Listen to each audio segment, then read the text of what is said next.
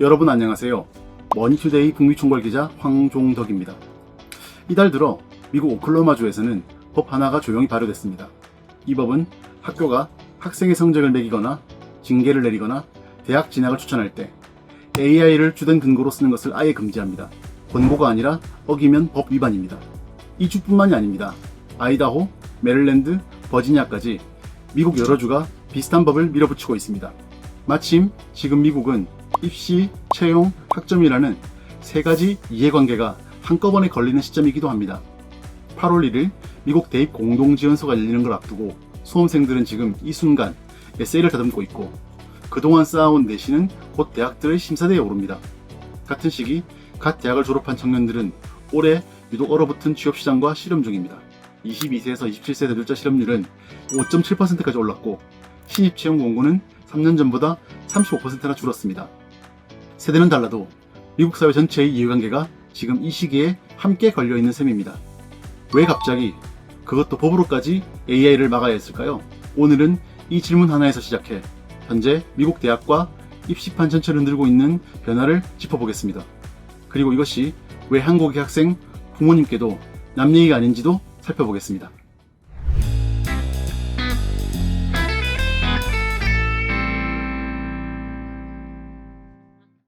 이런 법까지 나오게 된 배경이 무엇일까요?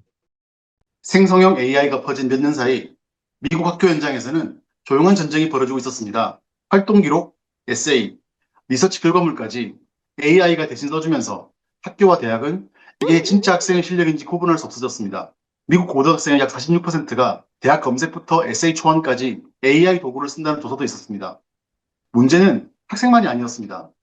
교사가 AI로 대충 채점하고 학교가 AI 추천만 믿고 징계나 진학 상담을 내리는 사례까지 나왔습니다. 그래서 이런 법들의 핵심은 학생의 AI 사용 금지가 아니라 학교와 어른들이 중요한 결정을 AI에 통째로 떠넘기지 못하게 막는 것입니다. 사람이 최종 판단을 하라는 거죠. 같은 시기 백악관도 움직였습니다. 지난 6월 2일 서명된 행정명령은 AI 기업이 최고 성능 모델을 공개하기 전 정부가 최대 30일간 안보 검증을 하도록 했습니다.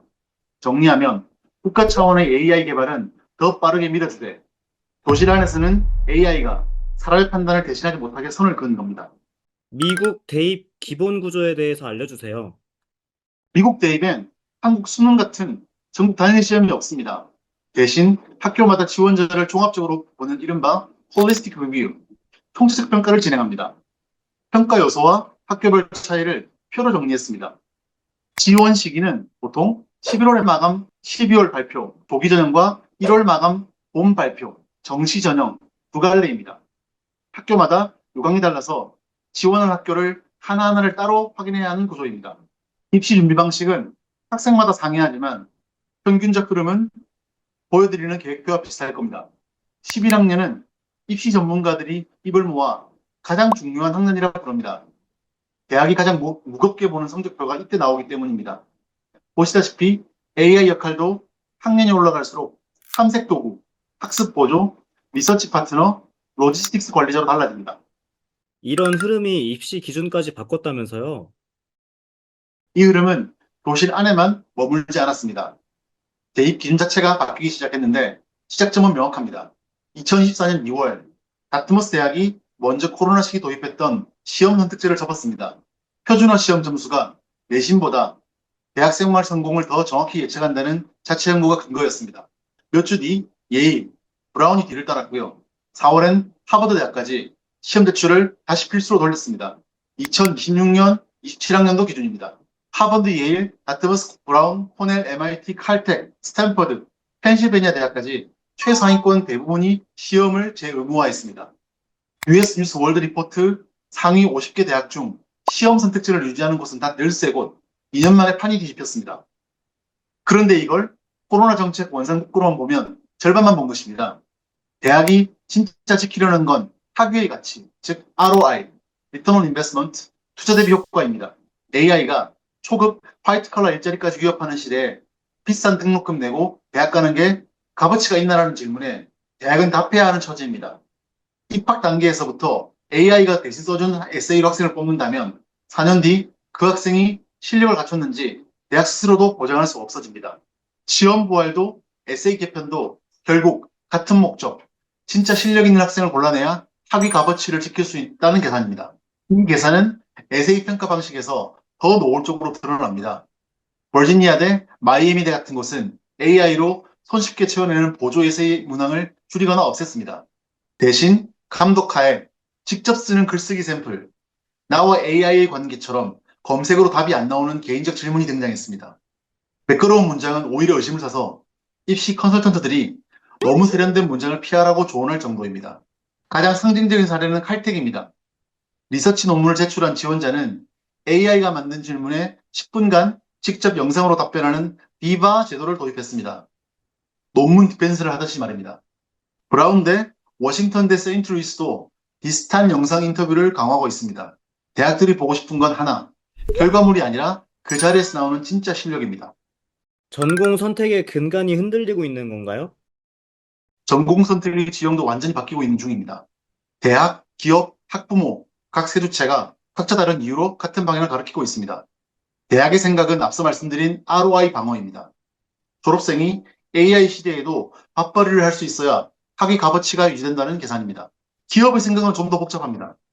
최근 조사에서 기업들은 비판적 사고와 커뮤니케이션을 5점 만점에 4.3점으로 가장 중요하게 꼽았고 AI 리터러시 자체는 가장 낮은 우선순위였습니다. 그런데 동시에 신입 채용 공고 중 AI 스킬을 요구하는 비중은 지난해 가을 대비 거의 3배로 뛰었습니다. 정리하면 기업이 원하는 건 AI를 잘 다루는 사람이 아니라 비판적으로 생각하고 소통하면서 그 위에 AI까지 다룰 줄 아는 사람입니다. 동시에 채용 담당자의 23%는 올해 신입 채용을 줄이겠다고 답했는데 AI가 신입 업무 상당수를 이미 대신하고 있기 때문입니다. 학부모 학생의 생각은 이 모든 신호를 흡수한 결과입니다. 하버드 대학 설문에서 학생 약 70%가 AI를 취업의 직접적 위험으로 인식했고 악시오스 보도로는 대학생의 47%가 전공 변경을 염두에 두고 있습니다. 대학의 계산, 기업의 요구, 학부모 학생의 불안이 결국 같은 질문에서 만납니다. AI가 쉽게 대신할 수 없는 능력이 무언가? 그 결과가 데이터로 나타났습니다. 골드만삭스가 지난 6월 내놓은 분석에 따르면 2025-2026 학년도 컴퓨터공학, 프로그래밍 전공 등록률이 나란히 10% 넘게 떨어졌습니다. 애리조나 주립대는 1년 만에 14%, 워싱턴대 세인트루이스는 2년 만에 16%가 줄었습니다. 10년 넘게 취업 치트키였던 전공이 처음 흔들린 겁니다. 그 학생들은 AI 대체 위험이 낮은 헬스케어, 공학 계열로 옮겨갔습니다. 간호학처럼 대면 서비스가 필요한 분야는 이탈률 9% 미만으로 가장 안정적이고 기계, 전기공학 같은 전통 엔지니어링도 다시 강세입니다. 동시에 AI를 직접 설계하는 전공은 폭발적으로 돌고 있습니다. MIT의 AI와 의사결정학과는 몇 년 만에 컴퓨터공학에 이어 두 번째로 큰 전공이 됐고 펜실베이니아대는 아이비리그 최초로 공대 안에 AI 학사과정을 만들었습니다. 위스콘신대 메디슨은 올해 7월 AI 단과대학을, 펜실베니아대 와튼 경영스쿨은 AI 비즈니스 응용 전공을, 하버드대는 인간 AI 융합 커리큘럼을 새로 짰습니다. 정리하면 컴퓨터공학이라는 하나의 우선 아래에 있던 것들이 AI 시대에 살아남는 것과 흔들리는 것으로 갈라지고 있습니다. 기준은 하나, AI가 나를 쉽게 대체할 수 있는가? 그것입니다. 그렇다면 지금 어떤 준비가 필요할까요? 지금까지 본 흐름을 세 가지로 압축하면 이렇게 될 것 같습니다. 전공은 취업 잘 되는 곳이 아니라 AI가 대체하기 어려운 곳 기준으로 봐야 합니다. 사람과의 접점이 필수인 헬스케어, 물리적 실무가 필요한 전통공학, AI를 도구로 다루는 융합전공 이 세 갈래입니다. 에세이와 활동은 완벽함보다 내 목소리가 이깁니다. 화려한 성과보다 왜 그 선택을 했고 생각이 어떻게 바뀌었는지 투박하더라도 솔직하게 담는 쪽이 유리해졌습니다. 그리고 온라인에서 완결되는 스펙보다 지역사회 봉사, 인턴십, 현장 리서치처럼 몸으로 증명하는 오프라인 활동의 신뢰도가 이전보다 훨씬 커졌습니다. 미국과 비교했을 때 한국은 어떤가요? 방향은 비슷한데 방식은 꽤 다른 것 같습니다. 미국이 학제 자체를 쪼개고 새로 만드는 방식이라면 한국은 정부 주도로 무전공학대를 밀어붙이고 있습니다. 문과, 이과벽을 허물고 AI와 결합한 융합부를 늘리는 방향인데 한국 외대의 Language and AI 융합학부가 대표적입니다. 입시 기준 변화의 결도 다릅니다. 미국이 현장에서 치르는 SAT와 무술 디펜스로 돌아갔다면 한국은 생기부 기반 면접을 훨씬 강하게 조입니다. 생기부 탐구 활동을 AI로 채워넣는 이른바 AI 커닝이 퍼지면서 서울대, 연세대, 고려대 같은 곳은 이 탐구 과정에서 어떤 오류가 있었나, 이 개념을 본인의 언어로 설명해보라 같은 압박 면접으로 진짜 이해도를 검증합니다. 집에서 하는 수행평가는 변별력을 잃었기 때문에 강의실에서 직접 쓰는 논술 전형도 다시 확대되는 추세입니다. 고려대가 논술 전형을 다시 들여온 게 대표적입니다.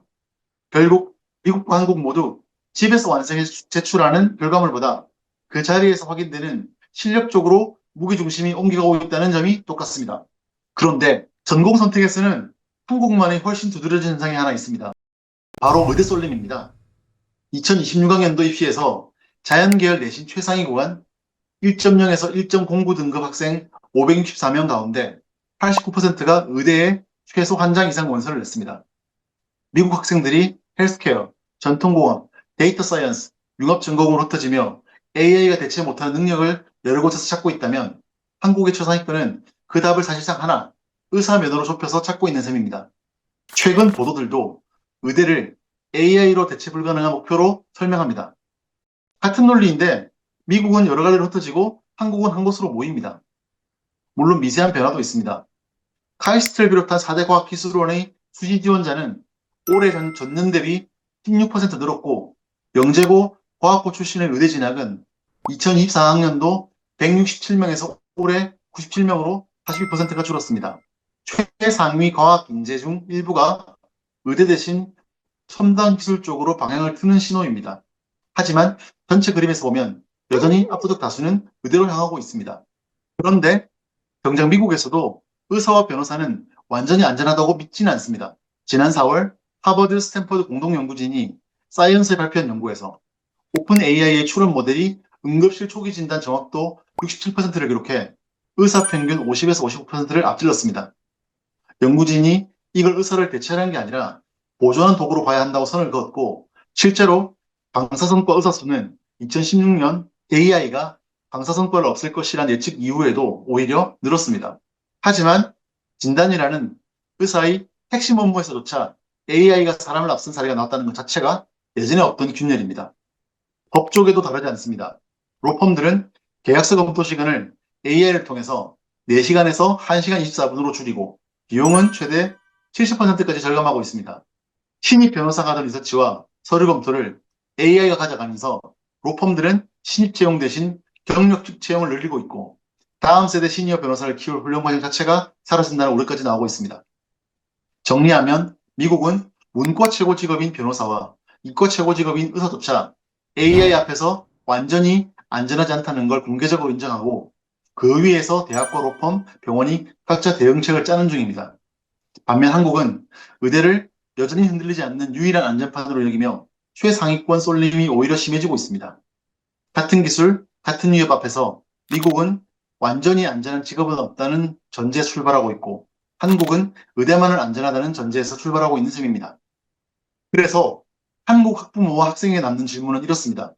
지금 당장은 의대가 안전해 보이지만 앞선 미국 사례들이 보여주는 건 어떤 직업이든 완전한 안전지대는 없고 결국 AI가 대체하기 어려운 구체적인 역량을 쌓는 쪽이 이긴다는 겁니다. 자녀의 진로를 의대 하나로 좁히기 전에 그 진로 안에서 구체적으로 어떤 역량을 쌓아갈지에서부터 함께 그려보시는 게 먼저입니다. 오늘 얘기를 한 줄로 정리하면 이렇습니다. 정부와 대학은 AI가 만들어낸 완벽한 가짜를 걸러내는 시스템을 이미 구축했거나 구축하고 있고 그 결과 학생들은 기술에 기대지 않는 진짜 실력을 증명해야 하는 시대를 맞이했습니다. 전공을 고를 때도 에세이를 쓸 때도 질문은 결국 하나로 돌아옵니다. AI가 대신할 수 없는 나만의 것은 무엇인가? 입시를 앞둔 자녀를 둔 분이라면 오늘 나온 정보를 참고해서 아이와 이 질문부터 한번 던져보시길 권합니다. 오늘 도움되셨다면 구독과 좋아요 부탁드립니다. 감사합니다.